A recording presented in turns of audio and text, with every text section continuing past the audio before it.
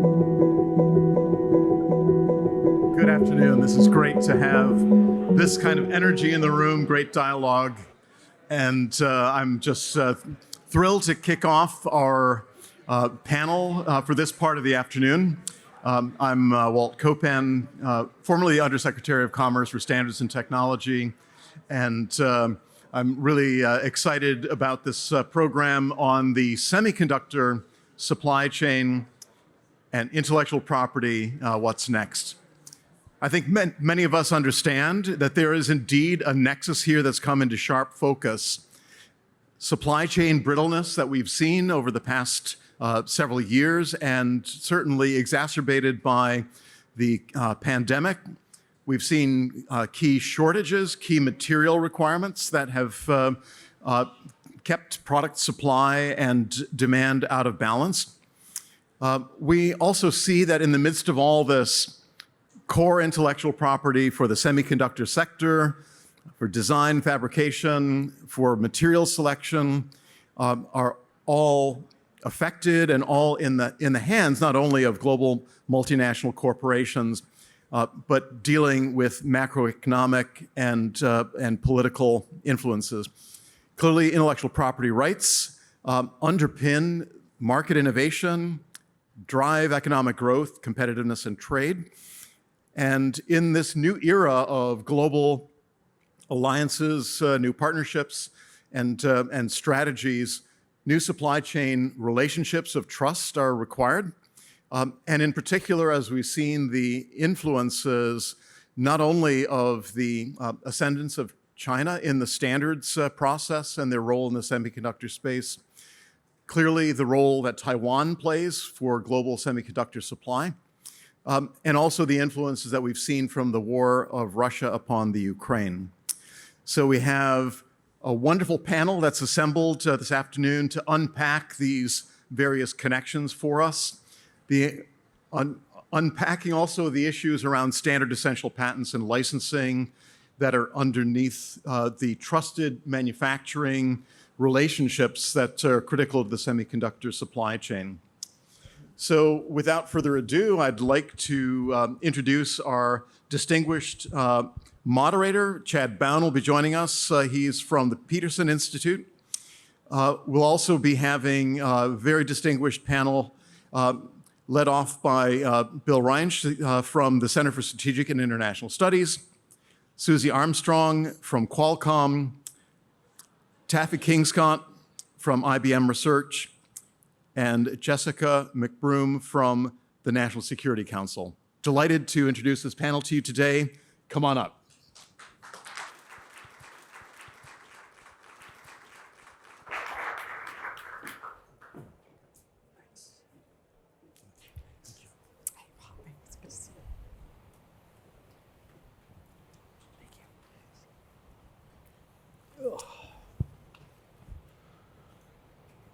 Thank you, Walter. My name is Chad Bown, and I'm a senior fellow at the Peterson Institute for International Economics here in Washington.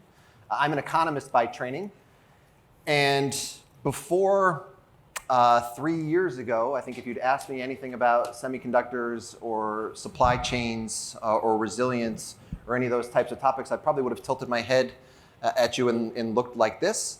But like all of you, the events over the last 3 years have made me an expert in semiconductor supply chains and resilience. So good job, us. And that's said in a bit of jest, but I think the main point is there is no industry and no supply chain that has been more caught up in the events of the last 3 or 4 years than this one. And so there's no greater example, I think, to really highlight a lot of the issues that are confronting the global economy today, but also issues in supply chains and resilience and intellectual property. And so dating back to July of 2018, semiconductors were amongst the first products that the Trump administration hit with tariffs, 25% tariffs from China. Then we had, obviously, the export controls that were impacting Huawei and other Chinese firms. Obviously, with the COVID-19 pandemic, shifting all of us to this new work from home, leisure from home, school from home environment created a huge shift in demand away from services and toward goods. And what that meant was laptops and servers and everything you could imagine that might have a semiconductor in it, which obviously impacted the industry. We had lockdowns for health-related reasons at various places around the world, which impacted supply chains. We had winter storm events in places as far-flung as Texas that shut down plants for a while. We had fires at plants that shut down plants for a while. And then now we obviously have the latest events in Ukraine and Russia.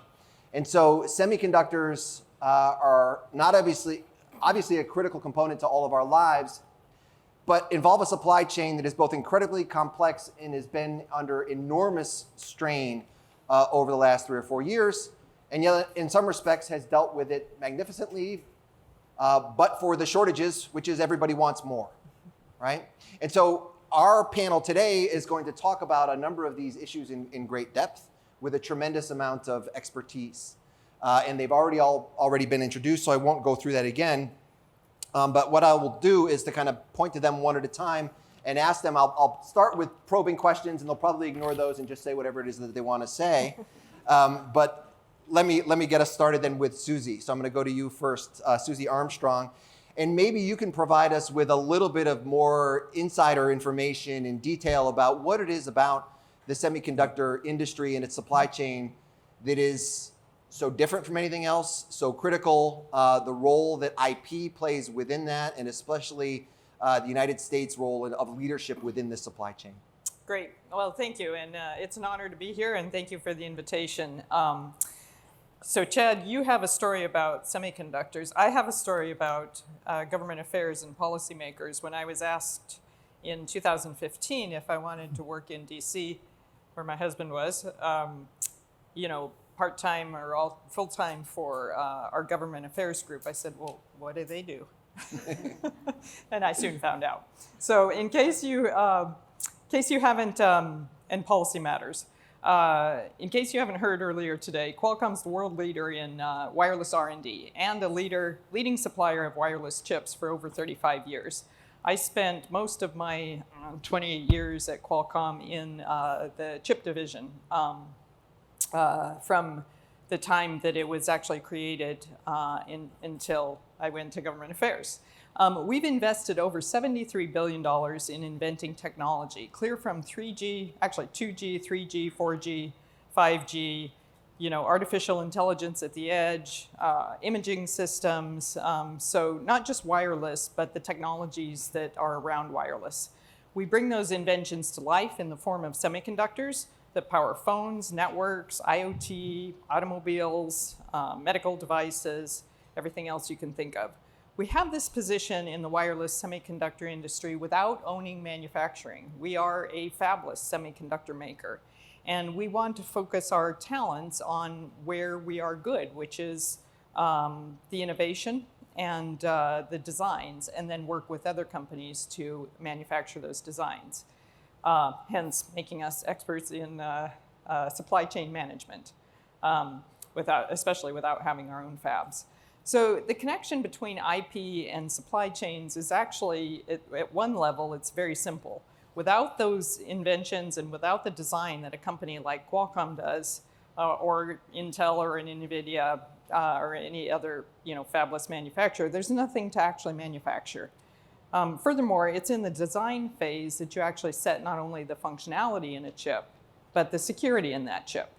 In turn, if we have a shortage of manufacturing, then none of those inventions, none of those standards, nothing comes to life. So, it's very important to have both the innovation and then the ability to manufacture and bring those inventions to life. The national conversation around semiconductors is in my mind, very needed and very healthy. But the innovation, be it in the technology that drives chip design from the Qualcomms and the NVIDIAs and the Intels, and also by the US manufacturing tools companies, the Lams, the Applied Materials. I think that's a third leg of the stool, if you will, that sometimes people overlook, it's a place where the United States has a far lead in that innovation and in that R&D. And if we lose that innovation position, we lose the whole semiconductor industry, regardless of who puts in and where they put in manufacturing capability. There's no leading designs to put in that in those new domestic fabs. So, I hope we can get into more details as we get questions from the audience and questions from Chad here. But that's sort of the point here, and the connection between IP and supply chains is that innovation position. Thank you. Thanks, Susie. Jessica, I'm going to turn to you next. So Susie just, I think, described for us some of the basic elements of what semiconductor companies in the United States, especially fabless ones like Qualcomm, do in the environment that's created for them. My question for you, so you're in the Biden administration at the National Security Council. You think about a lot of things. You've got to worry about a lot of things, and not just semiconductors. But if you could just focus on semiconductors for a moment, what are some of the biggest things that folks like you and policymakers are worried about today? Yeah, absolutely, Chad. So happy to talk about it. I actually spent most of my career before going to the White House at the Department of Defense, where I actively avoided working on semiconductors. Frankly, it seemed confusing to me. Nodes, sizes. It was like, this is not for me. When I came to the Biden administration, I think on January 28th, one of my colleagues came to me and was like, this is a supply chain issue. This is going to shave, 1% off of global GDP this year. And we in the international economics shop, have to be on top of this. And I'm referring, of course, to the semiconductor shortage. And so sort of from day one, I have been the point person on helping to manage the shortage. At the same time, I have been the person leading the president's comprehensive review of supply chains through Executive Order 14017, which was sort of the 100-day reports focused on 4 product areas and the 6 industrial-based studies that were released on February 24th, incidentally the same day that Russia invaded Ukraine. So I really haven't had a break in about 15 months, but I think that's all good news for you all. And I really think that shows how the Biden administration thinks about this. We think about it through the lens of the short term, which is what can we do to manage the shortage now, to manage the shortage that is affecting the lives of workers and keeping them off of their duties on the shop floor. And then we also think about it through the lens of longer-term resilience and competitiveness, and making sure that we take important steps like getting the CHIPS Act fully funded at $52 billion, which I think is the number one ask of me to all of you as you leave this room, just highlighting the importance of getting that done. On the short term, we have, I think, been, as I say, managing it.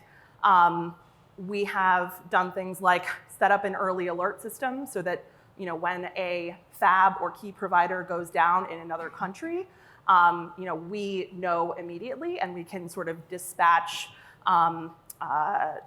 assistance, whether that's sort of technical assistance or working with countries, say in Southeast Asia, to change a policy so that we can make sure that the semiconductor fabs are able to stay open while balancing worker safety.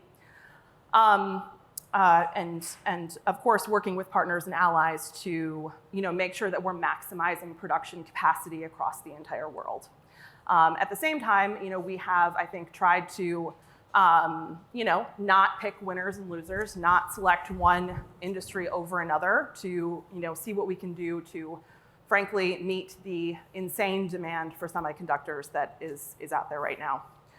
And then I think, in long term, in sort of a long-term lens, we need to do a couple of things. We have to both promote our industry at home, and so that means making investments to ensure that we have semiconductor fabs here in the United States. Currently the United States has about 12% of production capacity, This was outlined in our 100-day report that we did in June, along with a couple of other products. And it's really jarring to know that the United States cannot make the most advanced type of semiconductors here on the mainland, and that we are entirely reliant on foreign suppliers for some of these critical products that, as I said, have cost economies billions of dollars over the past 18 months. And then I would also say that so we have to promote our own industry here, hopefully through the CHIPS Act that will be fully funded. And then we have to make sure that we're protecting our technologies, including our intellectual property. And I think that the Biden-Harris administration has continued to do that through a number of export control avenues, and of course having sort of the strongest intellectual property laws in the world, really. So I think you'll see us continue to see the shortage through that lens. One, what can we do sort of in the immediate term to help expand production? And two, how can we make sure that the United States is running faster? And we've already done that to some degree. We have, I think, had $80 billion of announcements in new semiconductor investment here in the United States since, I think that was last year. So I think we are on a good path, but frankly, we need to do more. This is such an important and foundational technology for international competitiveness. Thanks. Jessica, thank you. Taffy, I'm going to turn to you next. So Jessica has just explained to us what has kept her up at night since January 28th, I guess, of 2021. You deserve a vacation. But from the industry perspective, what is it that we're looking for from policymakers? Things, whether it's elements, particular details of the legislation that is currently, I think, in conference now, or it will be soon, or other things that need to be taking place, some of the ideas and programs that Jessica's already walked us through.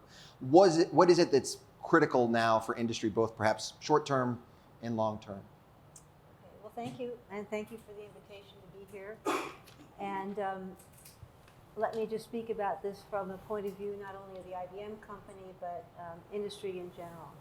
I'd say the first thing, the most important thing right now is to not only have the CHIPS Act be discussed, but be passed and funded. So what would it do? What does the CHIPS Act actually do for the United States and for the industry? It provides, it offers today $39 billion worth of manufacturing grants, about $12 billion for National Semiconductor Technology Center and the Packaging Center, and then a couple of $1 billion for DoD R&D. So why is that so important? Well, the first thing is going back to the point that Susie made with respect to the NSTC. If you don't have R&D, you're not going to have anything to manufacture. So it's really important that we do this National Semiconductor Technology Center and the Packaging Center that's proposed as well, so that we actually have a place to do advanced development and prototyping and packaging.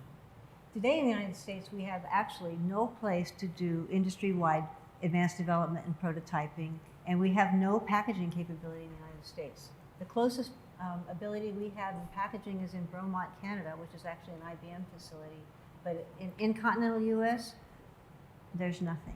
So we really need to fill that gap in our ecosystem. We also need to pass the FABS Act, which is a corollary to the USICA and Competes Act, and it provides a tax incentive for design that would be very, very important, and also allows for the R&D tax credit to be implemented again, to have a credit for tax for R&D. And both of these things fill this huge gap in our opportunity set. And it's really important that we think about this, because the US is an outlier right now, today, in what's happening with respect to investment in semiconductors around the world. The EU is on the verge of passing its version of the CHIPS Act, which is they're planning to fund $48 billion over a 10-year period. China has already passed its $100 billion over 5-year investment program. India has passed a $10 billion program over 6 years. Japan passed an $8 billion program over 5 years. And Korea has passed a $50 billion over 3-year investment program. So we're talking about, in the United States, $52 billion over 5 years, which allows us to get into the game, allows us to stay in the game. So this is really, really, really important. I think we also can't forget that the US invests in a lot of basic research, very, very importantly, whether it's through the DoD, through the DOE, in the Office of Science, or in the NNSA, through the National Science Foundation, and through NIST at Department of Commerce. So those investments are really critical to augment. I mean, that's the foundation that we build off, and then we can augment it by this activity in the chips. So you think about it, there are all these agencies that are investing in R&D in the semiconductor space, so we really need to have interagency cooperation. And the CHIPS Act establishes a subcommittee in the National Science and Technology Council, a subcommittee that would focus on semiconductors and develop an actual national strategy for semiconductors. So what's holding us up? Why aren't we doing that? And why don't we actually get going on this industrial advisory committee so that there's an industry voice participating in this array of activity that's taking place by the feds? And finally, I think that we really have to think about 2 more really important factors. One has to do with workforce development and training people from the kids in STEM education, as well as at community colleges and undergraduate schools and graduate and postgraduate schools. We need to have people who are technically adept to work in our industry. Not only from the US, but frankly, we need to address immigration. We need to, I mean, many people have said over the years, we need to staple a green card to the diploma of our graduate students and let them stay here. They've, terrific opportunity for the United States to get the right talent. And finally, we can't forget about what's going on in the rest of the world with respect to public-private partnerships, whether it's Imec in Europe, or Leti in France, or the Fraunhofer Institutes in Germany. We have a lot to learn from those folks, and we have a lot that they can bring to our table, just as we can bring activities to their table. So I think those are the areas that I'd like to focus on. Right. Thank you so much. On Imec, there was an interesting quote by, I think, the CEO of Imec in the Financial Times just yesterday, suggesting that perhaps as part of the new legislation, there was going to be funding involved that would allow them to set up some sort of facility in the United States to be able to do some of what they do in Europe, but actually do it here in terms of working with universities and industry and those networks. And so if any of you know anything about that, I think we'd love to hear more about that kind of model as well. Lastly, we're going to turn to Bill Reinsch. And Bill, I'm going to ask you to, what does all this mean? If we, I think you're sort of like me, not necessarily an expert on the industry itself, but somebody who thinks about these things as part of the bigger picture and the bigger trading system. How should we think about what's confronting this particular industry in this particular moment in time and in the current environment that we face? Well, a lot of the work I do at CSIS is, I'm a trade person, and a lot of the work I do is just trying to get different groups to speak the same language. Trade is kind of a language all its own. So is tech, I think. We're doing a lot of climate work, and I can tell you, climate is a different language entirely. And we spend a lot of time just trying to get people together to understand each other. And so what I'm going to do is kind of a little mini tutorial on some trade issues that this discussion raises, just sort of food for thought. And I think if you look at the big picture, for a long time, trade and security were sort of separate. They were kind of in separate universes. When I served in the Clinton administration, and my impression was that's certainly the way that President Clinton looked at it. And there was a couple areas where things crossed over, but it's sort of different universes. And what we've seen lately, largely because of the US-China relationship, is the conflation of security issues with the trade policy issues. And the tip of that particular spear is semiconductors.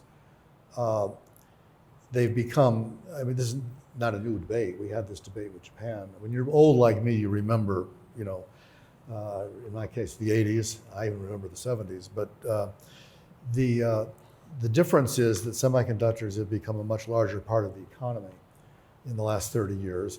But relevant to today's discussion, they've also become not just a larger part of the general economy, but they've also become a critical element in defense applications.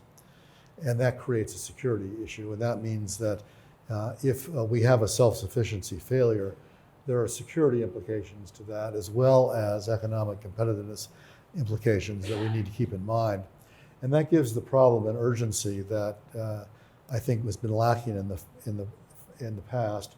And the fact that this time really the challenge comes from China, which is both a security and economic competitor, as opposed to Japan, which was only one of those, makes the issue even more important. So I want to say a couple words about the trade implications of that. And you begin with a metaphor, which is think of it as running a marathon. And if you're running a marathon, there's only two ways to win. You run faster or you trip the other guy.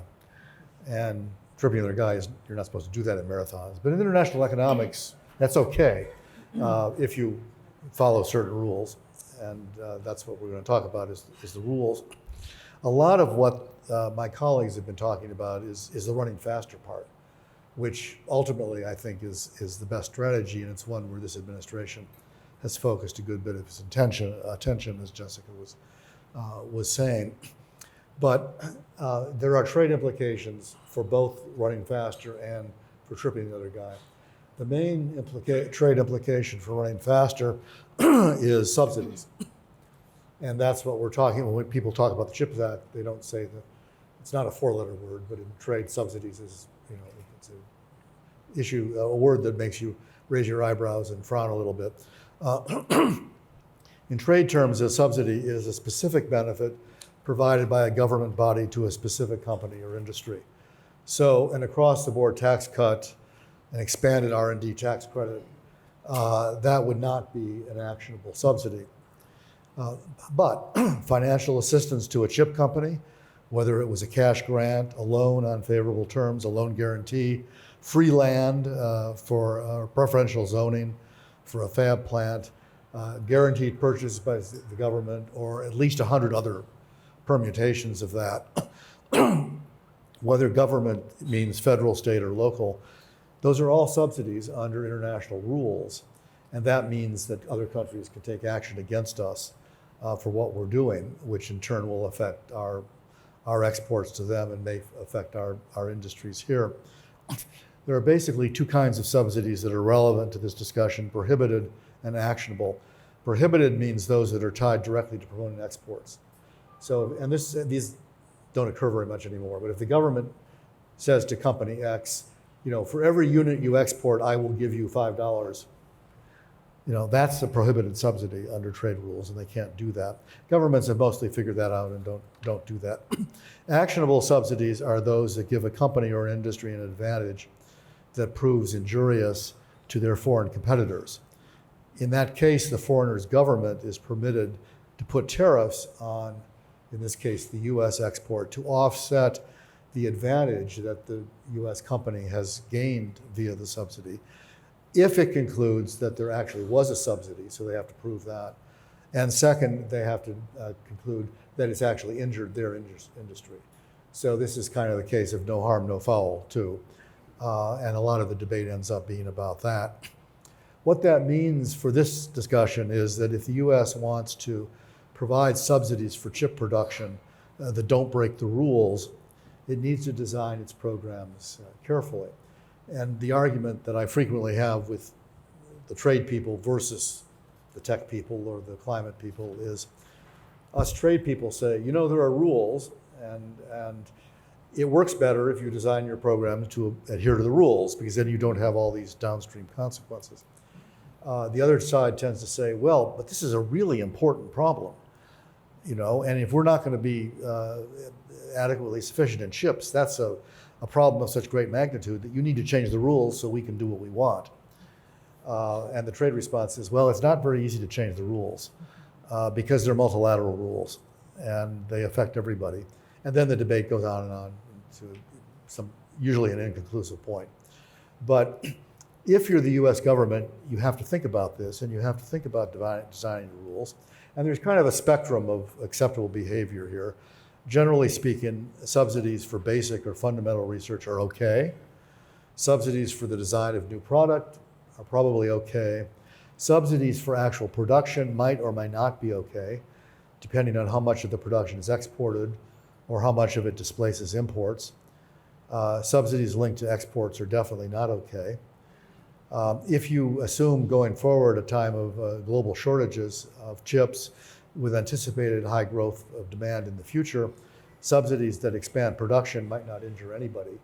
And this discussion might actually be moot, but it's something the government needs to think about when it's constructing its program.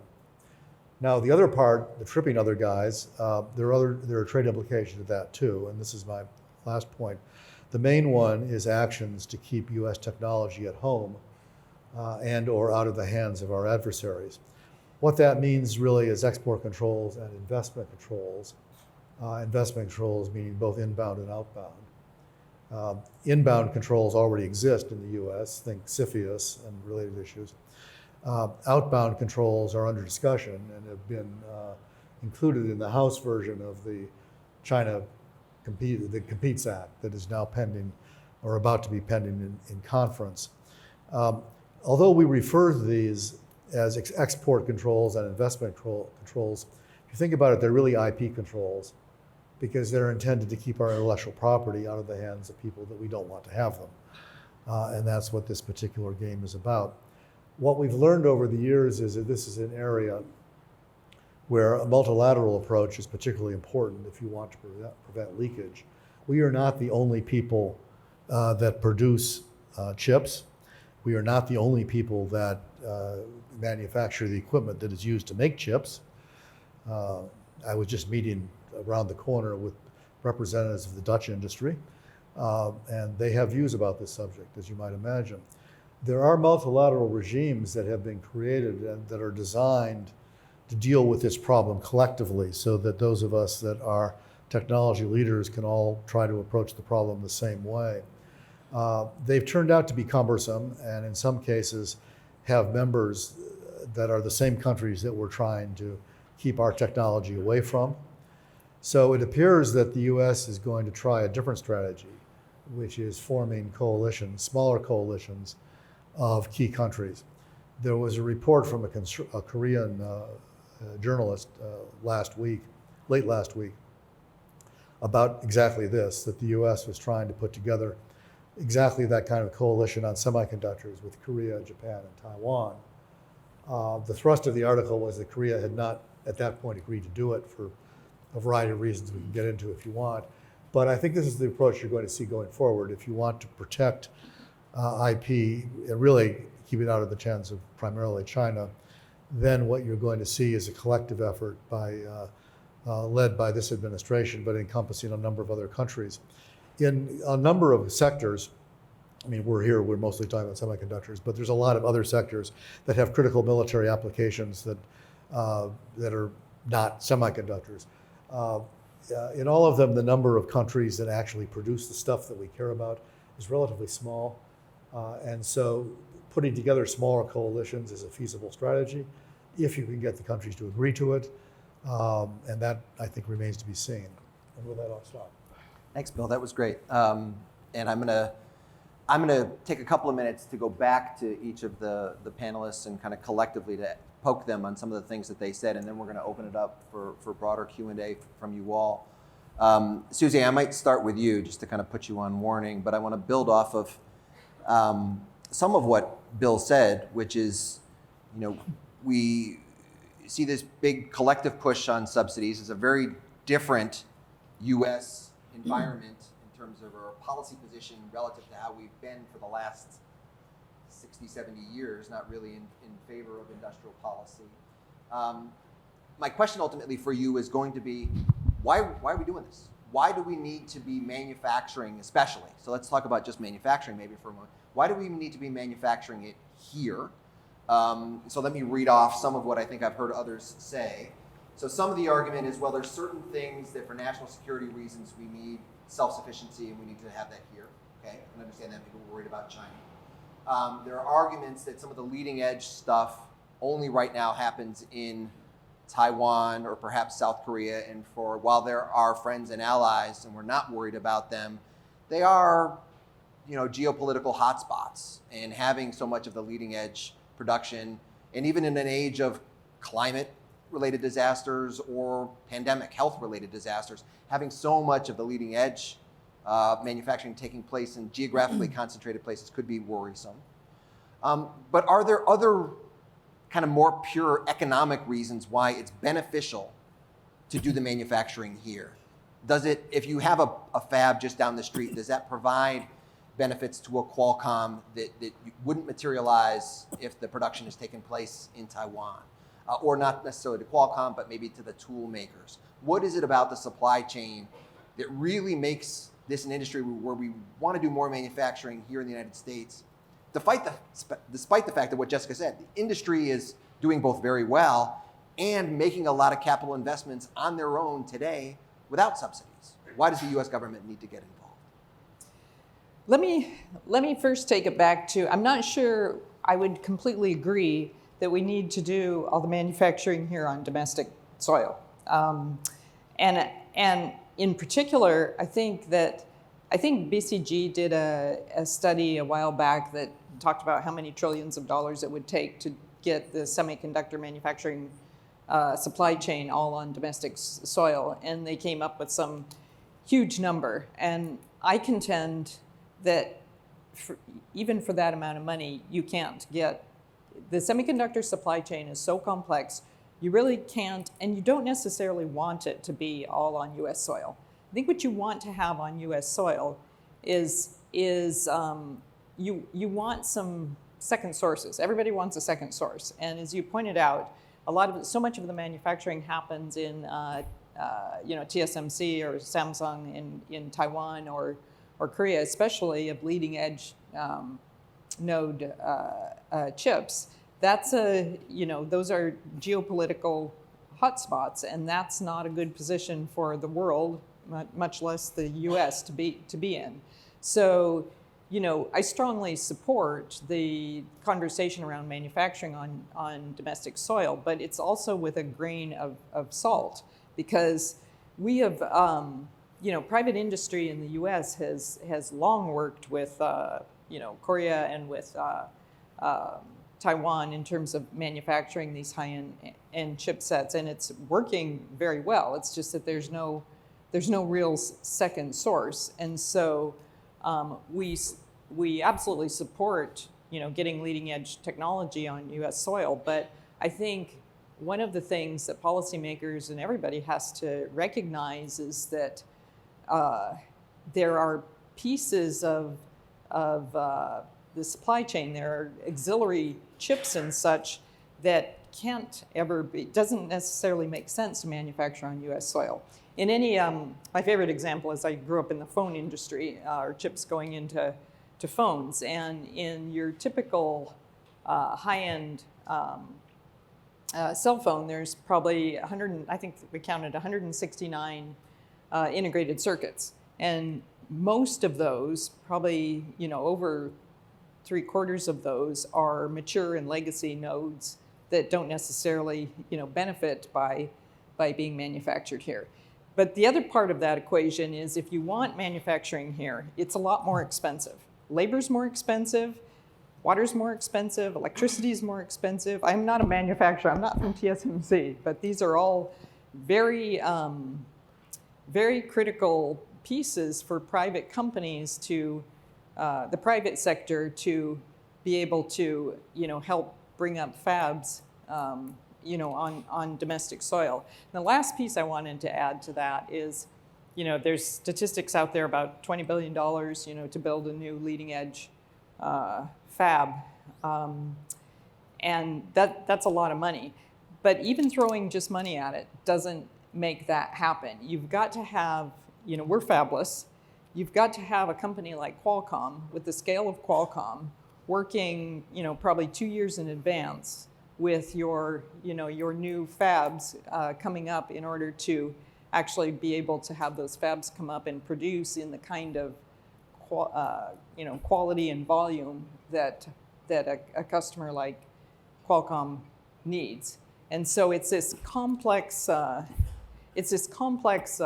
soup of yes, we should have more manufacturing on U.S. soil, but I think it's a fallacy to think that you're going to get the whole supply chain on U.S. soil, and then suddenly security issues go away, and and supply issues go away, because that I can't imagine how that actually happens. And to your point about subsidies, again, private industry is doing well. There's serious considerations about that the pandemic has also brought to light about supply chain shortages, and what if something happens with Taiwan, and what if something happens in Korea, that make us all really want to have some of that supply chain in the U.S. But I think there's got to be a hard look at sort of the economics of that situation. Thank you. Jessica and Taffy, this one will be kind of for both of you or neither of you. We'll see how it goes. But building off what Susie said, so we do have lots of countries out there that are racing ahead with these subsidies at the same time, including many of our friends and allies, many of whom have the same exact worries as we do. So take the Europeans, for example. They have the same challenges, which is there's very little production, manufacturing taking place on European soil. They have the same sort of shortages that are impacting their auto sector. Why don't we coordinate with them? And I think the answer is we're trying to. So maybe, Jessica, I could start with you. You could talk us through a little bit about what the government efforts are to coordinate with our friends and allies when it comes to things like subsidies and other supply chain resilience policies. Maybe this is happening through the Trade and Technology Council, maybe through other venues as well. How is the administration dealing with these kinds of new coordination challenges on policy that we've never really dealt with before? Yeah, absolutely. I would say that international supply chain cooperation occupies a significant part of my time at the White House. I think most notably in October, the president held a meeting on the sidelines of the G20 with about 15 different partners. And in that, we had a chair statement, which frankly, laid out some of the conditions for resilient supply chains. And I think that is really the goal of governments the goal and the role of governments to set the conditions and let the private sector take the steps on supply chains. And within those principles, we had a couple of sort of central tenets. One, transparency. I think we have seen in the shortage that lack of understanding about when your order is going to come in and who is on the second tier of your supply chain has really driven shop floor closures. And so I think that's a really good example of why, frankly, some of these supply chains need to be a little bit more transparent, and we should, incentivize working together on that. And then, second, we had highlighted diversity, predictability, and openness. And I think this is, really important. I think it gets to, the fact that single sources, whether it's a jurisdiction or a specific plant, those drive fragility. And so we are looking for second sources, as my colleagues have said. And then I think, openness and predictability also have an important role here. Predictability is certainly an important part of what any business looks for when, they plant their new investment. And so we highlighted that in our principles as well. And then security. I think we've seen that, over the past year, some of the biggest supply chain disruptions have been driven by the fact that there were cybersecurity incidents that happened Colonial Pipeline, JBL Meatpacking, things like that, that have driven problems for American consumers. And so we're committed to cybersecurity standards. And then I would finally say sustainability. Look, I think that we have seen what can happen when there are things like forced labor in a supply chain that can really affect the business decisions of companies that are acting in this space and can drive them to make different decisions. And so I think we're looking for an element of sustainability and working with our allies and partners to make that. So I think that is sort of our framework under which we engage on all of our supply chain cooperation, which I would say is extensive. On semiconductors, one aspect of this is making sure that when we engage in these incentives, whether it's Korea or the EU or Japan, that we're making sure that there isn't a race to the bottom on subsidies. So I think that'll be an important part of all of our work as we move forward. And then I would also say that, frankly, semiconductors are one of the #1 topics in all of our supply chain engagements with other countries, whether they are through the TTC, whether it's bilaterally with Canada, or as we sort of move forward on the Indo-Pacific Economic Framework. I think that it is almost the number one requested product-specific area, and we will continue to give it the focus that it deserves. Thanks. Taffy, I'm going to ask you the same question. If you don't want to answer any of that, I have follow-ups for you. The following. So, Jessica, I think perfectly explained what the administration is doing in terms of trying to coordinate with sort of like-minded countries in dealing with the semiconductor supply chain issues. Is that the right approach from the industry's perspective, from as a representative of a global company that's working in this space? Are policymakers internationally going at this the right way in terms of their cooperation? Are there things that they're missing? And then finally, you talked about the good parts of CHIPS Act, FABS Act. Are there things in there that are missing that you think, especially to tackle some of the issues that we've been identified here, that really should have been in there, or we should be thinking about are going to be missing to make that piece of legislation successful if and when we ever see it funded? Well, you give me pretty broad latitude of things to talk about. So let me talk about the things that I think are really important. Number one, going back to the point about U.S. manufacturing and what role it plays. I think in addition to the points that Susie made, we should recognize that having a fab or having a major facility, whether it's an R&D facility, builds a whole ecosystem around it. From a regional development or economic development point of view, it's not just the funding that goes into the fab, but it's all of the suppliers that contribute to that fab, that contribute to economic growth. And also, just think about it. If you have a huge facility, like the one that Intel has proposed in Ohio, there's going to be the impact on the university community, the impact on the local community in terms of economic opportunity. Think about the grocery stores and the gas stations and the dry cleaners and all of those kinds of businesses that contribute to the economic growth that a major facility will bring. So when we look at the FABS Act and at the CHIPS Act, it's not just the funding that goes into the semiconductor companies, but it's the multiplier effect that all of those activities have that's really important. What else could we put in there? I think we need to remember that in the United States, for us to have a complete ecosystem in the United States, it is really a challenge. There's no question about it. And it's not just the facilities and the equipment. Equipment is a big matter, big issue, particularly at the high end of lithography, which is a fundamental tool for the leading edge.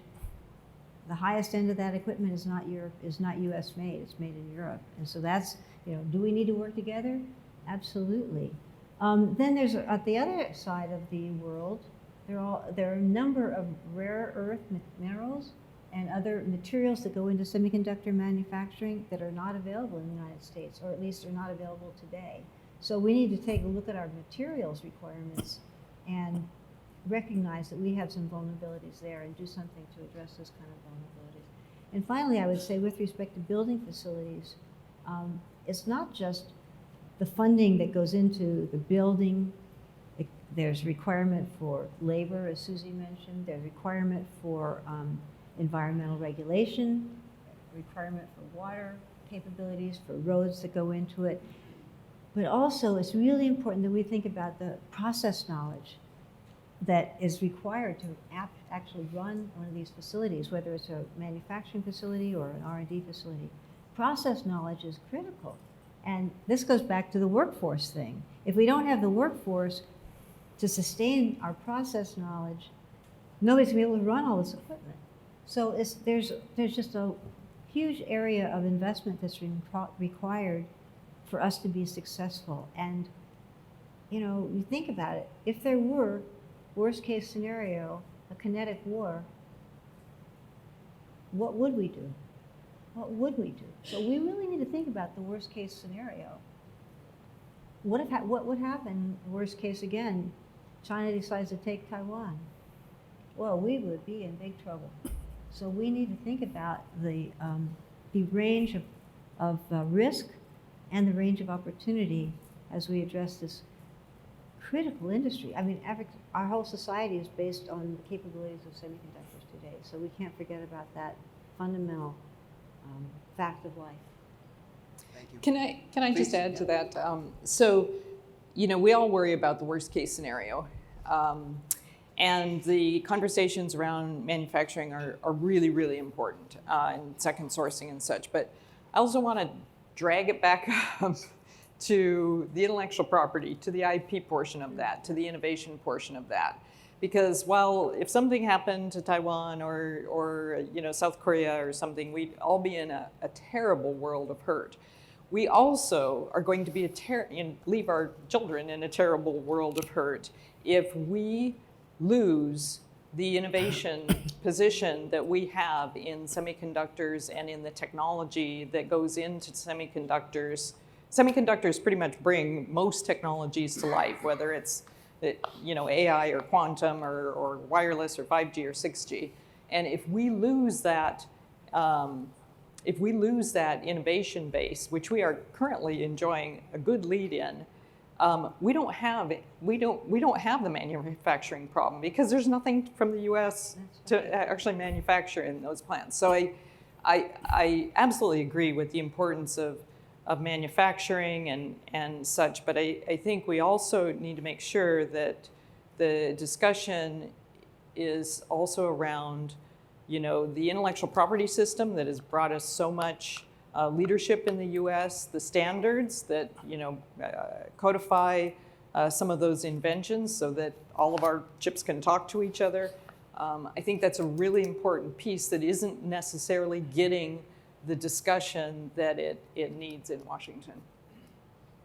Thanks, Susie. Okay, Bill, I'm going to turn it over to you for the last question, and then we'll open it up to better ones from you all. But my last question for you, Bill, is might this all end in tears? In the following sense. So let me set you up a little bit.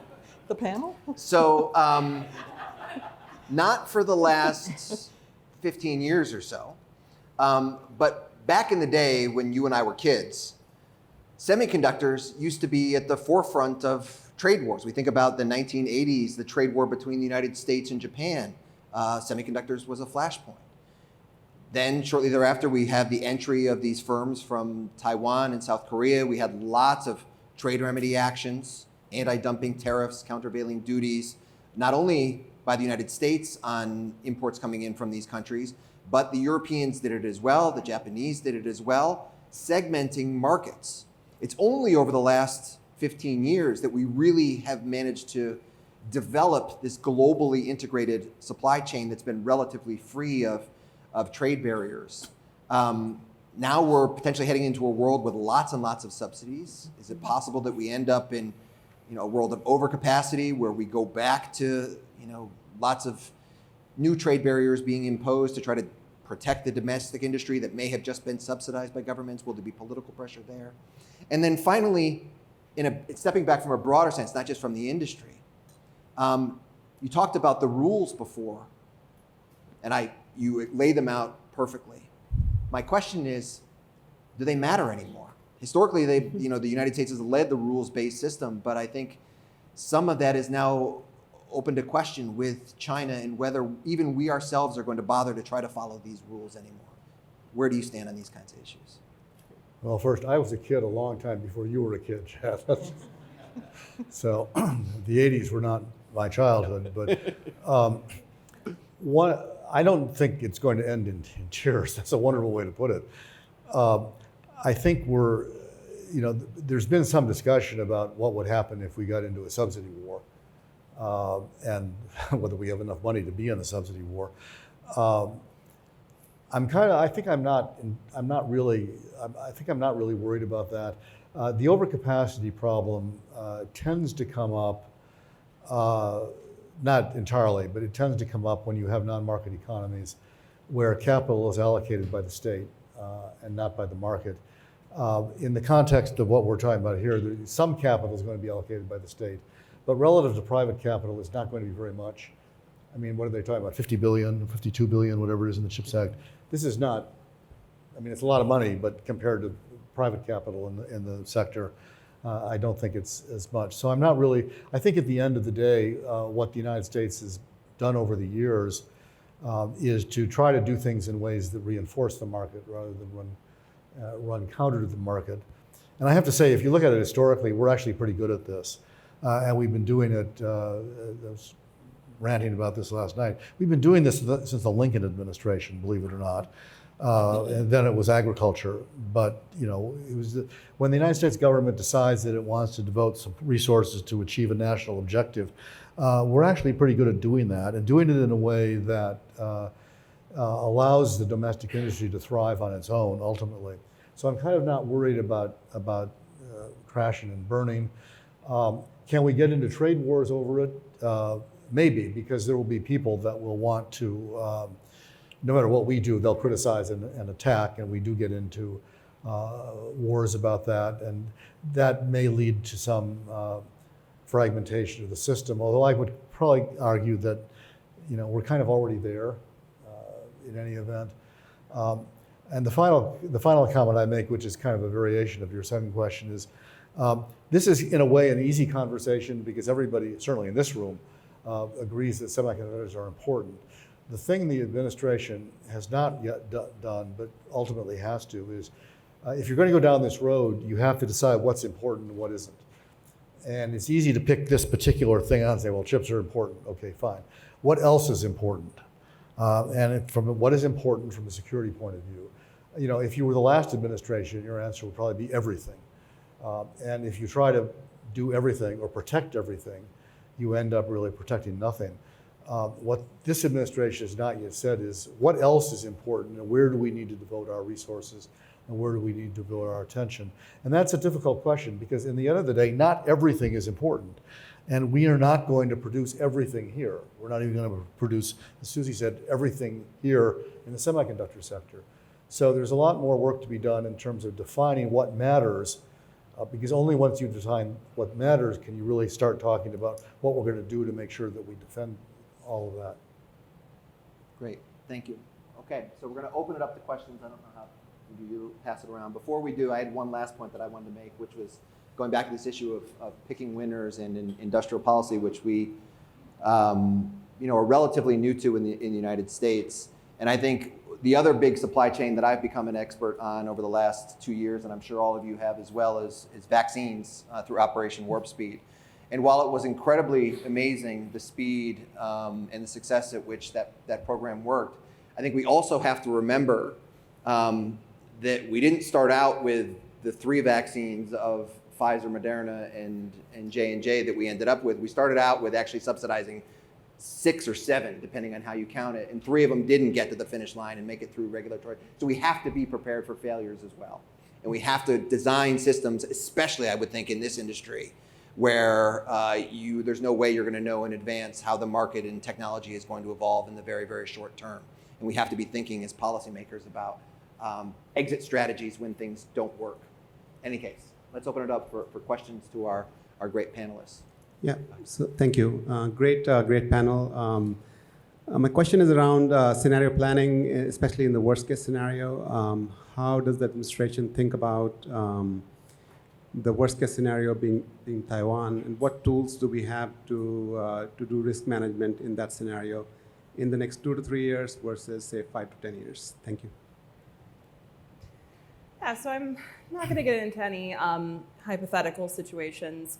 I think that the most important thing that we need to do here, as we have all sort of established, is make sure that we have a resilient domestic industry. And one that has second sources, that relies on allies and partners, and is able to stand up to some of the principles that we all have agreed to in the president's meeting on the sidelines of the G20. I would also say that some of my colleagues up here have noted that semiconductors don't exist in a vacuum. They obviously are part of an important and vast ecosystem. And so I'll also put in a plug for ensuring that we have a home for commercial supply chains within the United States government. We really don't have an office right now that is dedicated to that. And so in the Competes Act, there is I want to get the name right. It is the Supply Chain Resilience and Crisis Response Office. The name has changed so many times at this point, but this is really going to be a home for commercial supply chains within the United States government.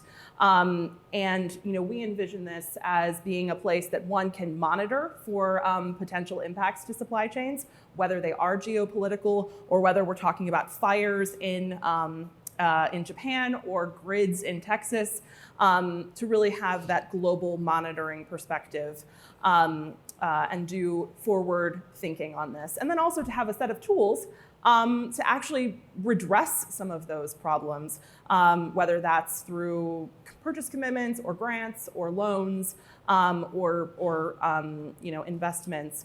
And so I think that thinking about chips is important, but it's not the only thing that we get from places like Taiwan, or might not be the only item that has a single source. Right now we obviously are trying to also build a domestic battery manufacturing market, and so that's another example of a critical product that the Biden-Harris administration is focusing on. So I think we frankly need a place within the USG that is dedicated to doing this. And we hope that it will land at the Commerce Department through the Bipartisan Innovation Act. Thanks. It's only there, I guess.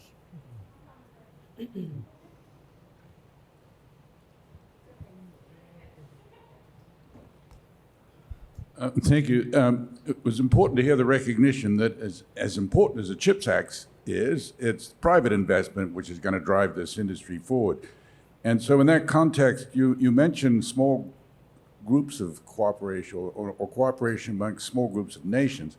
I'd like to know, one, what is the template for this? Is it purely ad hoc? Because as you point out, it's not just semiconductors, it's also batteries. And in the process of doing this, how much attention is being given to IP issues? Because it's not just, in this case, patents, but trade secrets. If they're not guarded, then it's 1 step, 2 steps forward, 1 back. So can you comment on the template model, if there is one, and whether IP is featuring at all in those discussions and in those new arrangements? Yeah, of course. Look, I think that it's actually an exciting moment because I don't know that we really have defined what the template for supply chain cooperation looks like. I think we have a very clear path when it comes to establishing and negotiating trade agreements.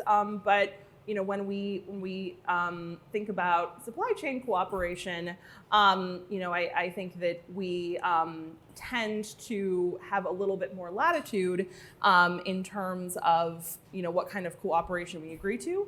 At the same time, I think that we don't necessarily have the same kind of levers that we do in a trade agreement, where there's very clear like market access that you can put on the table. And so look, this is, I think, a challenge that I have been personally grappling with. And I think that what I have learned is that, we need to keep in our mind that what is the appropriate role for government? And I believe that is to set the conditions, and as Bill mentioned to me yesterday, try and bring down the risk of companies that might consider establishing supply chains in other countries. And we also have to be guided by like the particular contours of whatever critical product we're talking about. I think that what semiconductor cooperation might look like is a little bit different than what sort of battery cooperation might look like, or cooperation on critical minerals. For instance, critical minerals is like a very stark situation wherein you either have deposits or you don't. And when it comes to processing, those can be sort of extremely costly operations that need to be established over a number of years, and might also have a number of regulatory barriers associated with them.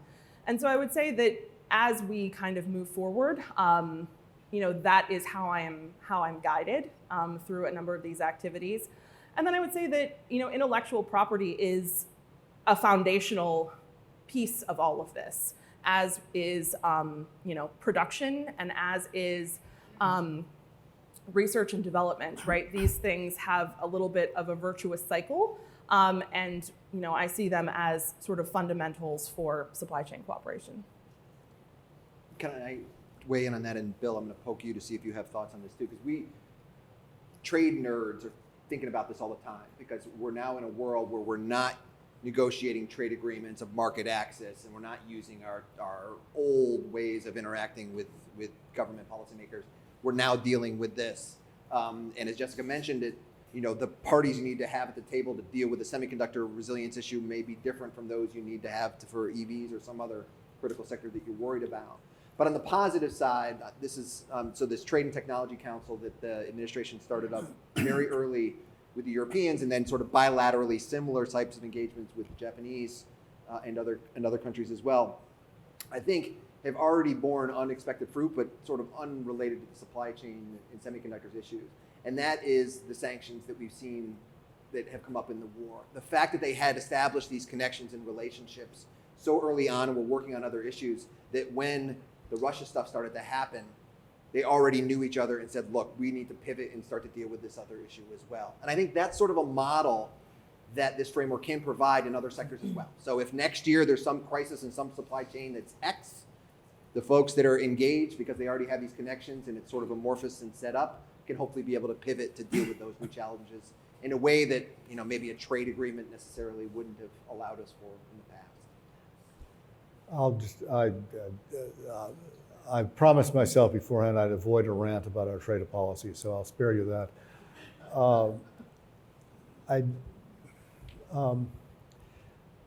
I think I'll just stop there. Okay. He wanted to disagree with me strongly, but he's being nice. No. Taffy, go ahead. So I think to bring another voice into this conversation is what do companies think about all of this, right? And I do think there's a real role for companies to speak up on these kinds of industrial trade agreements, because heck, who knows about the industry better than the companies, frankly, honestly.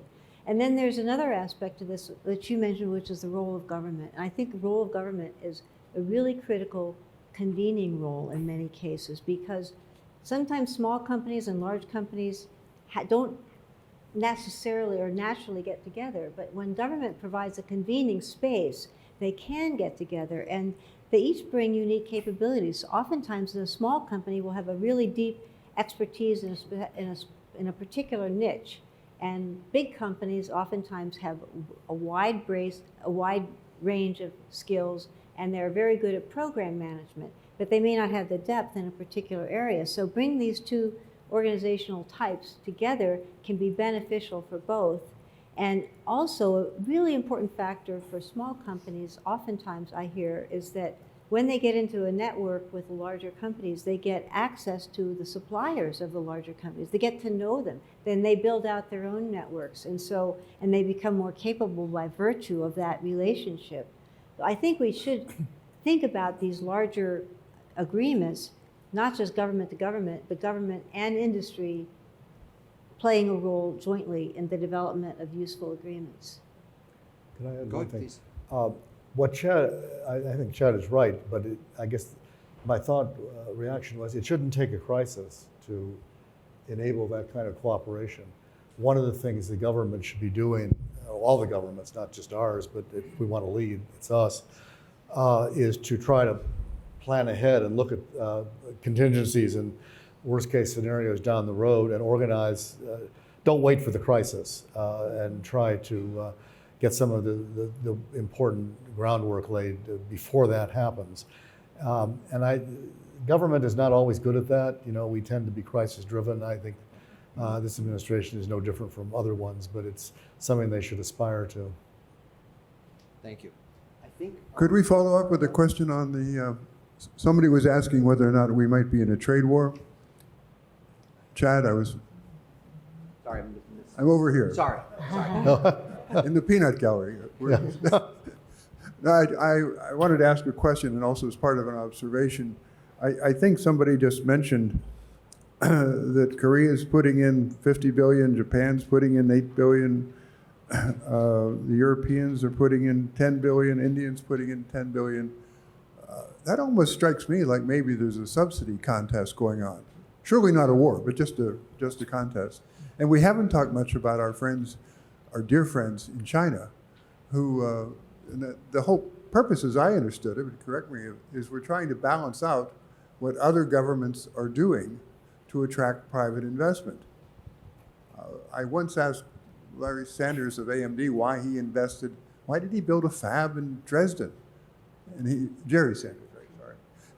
And he laughed at me and said, because they're paying for it. And I just think we need an element of reality here. We are in a ferocious contest, and we're in a contest also with our good friends around the world. Yeah. So I think we need to wrap up. So this will be the last point. And I think, just to summarize, I think what others have said is this is a very different shift for the United States government. And part of it is recognition that everybody's doing it. And that may be part of the reason why there's so little manufacturing taking place here in the United States today.